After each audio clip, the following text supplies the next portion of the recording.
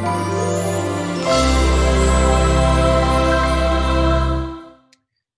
this video, we're going to be looking at how to multiply a 3-digit number by a 2-digit number.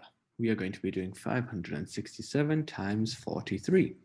The first thing you always do is draw your place value grid. We're going to be doing 567 times by 43. Multiplying these first, so make sure to put your multiply sign so you don't forget, and also line off your work area. Okay, so what we're going to do first, we are going to do 567 times 3. I'll write my answers in pink so it can make sense to you, and then we're going to move on to the orange 4. Start off by doing 7 times 3. So 7 times 3 is 21. The 1s goes in the answer. The 2 goes in the carry of the next place value.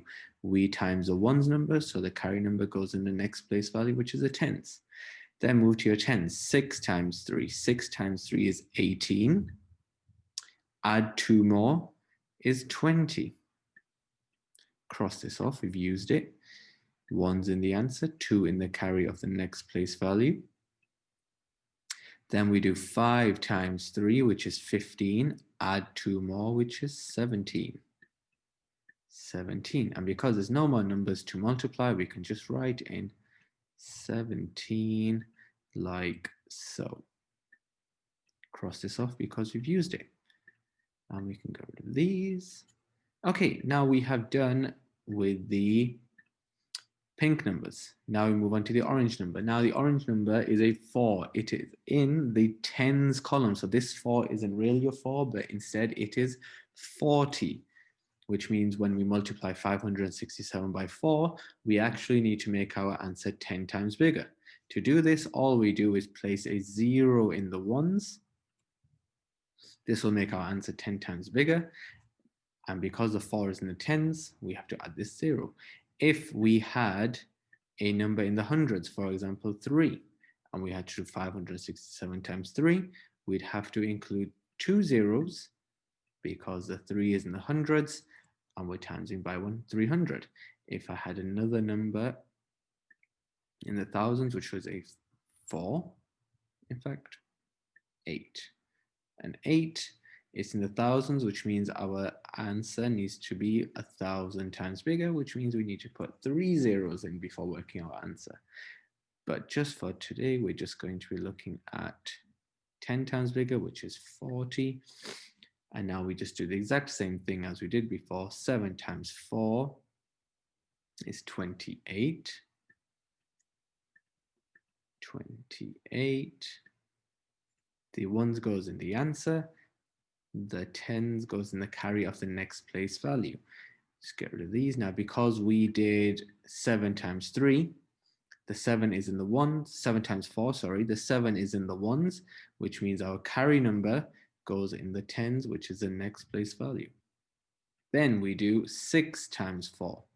6 times 4 is 24. Add 2 more is 26. 1's in the answer, 10's in the carry of the next place value. We were in the 10s.